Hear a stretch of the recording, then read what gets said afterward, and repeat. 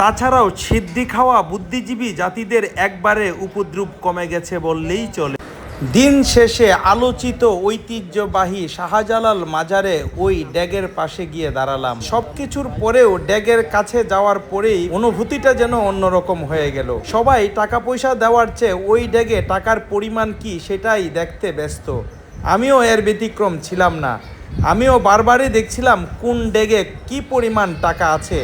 অতীতে এই ড্যাগের প্রেক্ষাপট ছিল ভিন্ন। কারো দেখা তো দূরে থাক, এই ড্যাগে আসলে টাকা আছে না স্বর্ণ মুদ্রা আছে কোনোটাই বোঝার ক্ষমতা ছিল না সাধারণ মানুষের, যেটা আজ উন্মুক্তভাবে প্রকাশ করা হচ্ছে।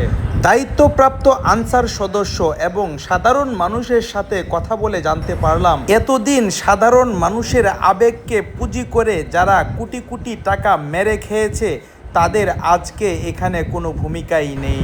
এছাড়াও মাজারের বিভিন্ন জায়গায় সিন্ডিকেট করে যেখানে জুতা রাখার জন্য টাকা রাখা হতো, কিংবা স্বর্ণের শিং, মাগুর, কই এবং কবুতরকে খাওয়ানোর জন্য যে খাবার বিক্রি করা হতো সেখানেও কমে এসেছে সিন্ডিকেট। শাহজালাল মাজারে গিয়ে সবচেয়ে যে জিনিসটি চোখে পড়ার মতো এবং ভালো লেগেছে, অনেকাংশেই কমে গেছে সেই তথাকথিত ভিক্ষুকদের উপদ্রব।